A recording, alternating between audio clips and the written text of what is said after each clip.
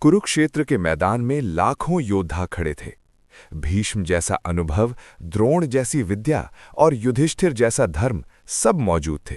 लेकिन भगवान कृष्ण ने गीता के दिव्य ज्ञान के लिए सिर्फ अर्जुन को ही क्यों चुना? क्या ये केवल मित्रता थी या इसके पीछे कोई प्राचीन रहस्य छिपा था? चलिए जानते हैं वो 3 गुप्त कारण और गीता के वो उपदेश जो दुनिया से छिपे रहे। नमस्ते मित्रों, श्रीमद् भगवद गीता सिर्फ एक ग्रंथ नहीं, जीवन जीने की कला है। अक्सर लोग पूछते हैं कि कृष्ण ने अर्जुन को ही क्यों चुना। आज हम इस गुत्थी को सुलझाएंगे और गीता के उन 3 गुप्त सूत्रों की बात करेंगे जो आपकी बंद किस्मत के ताले खोल सकते हैं। कारण 1, नर नारायण का प्राचीन संबंध, द डिवाइन कनेक्शन।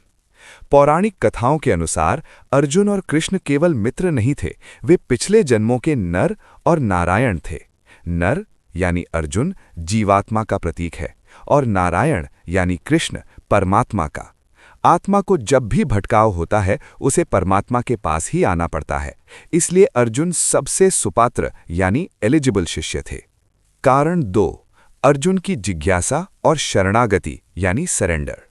भीष्म और द्रोण अपनी मान्यताओं से बंधे थे, कर्ण अपने अहंकार और मित्रता से।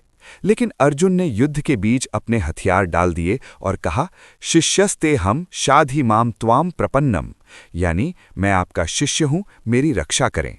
ज्ञान वहीं ठहरता है जहां अहंकार शून्य हो। अर्जुन का खाली पात्र ही कृष्ण के ज्ञान से भर सका। अनासक्ति का सूत्र। कृष्ण कहते हैं, युद्ध करो लेकिन फल की चिंता मत करो। इसका मतलब आलसी होना नहीं, बल्कि परिणाम के डर से मुक्त होकर पूरी शक्ति से काम करना है। जब डर खत्म होता है तभी जीत शुरू होती है। स्थित प्रज्ञ बनना। सुख में ज्यादा हवा में ना उड़ना और दुख में टूट ना जाना। जो इंसान अपनी भावनाओं को काबू कर लेता है वो दुनिया जीत लेता है। स्वधर्म का पालन करना। कृष्ण का सबसे गुप्त उपदेश है, दूसरों की नकल करने से बेहतर है अपना छोटा सा काम पूरी ईमानदारी से करना। अर्जुन का धर्म युद्ध था और कृष्ण ने उसे वही याद दिलाया। तो दोस्तों, कृष्ण ने अर्जुन को इसलिए चुना क्योंकि अर्जुन सवाल पूछने से डरते नहीं थे और सुनने के लिए तैयार थे। गीता आज भी हमारे बीच है, बस हमें अर्जुन बनने की जरूरत है।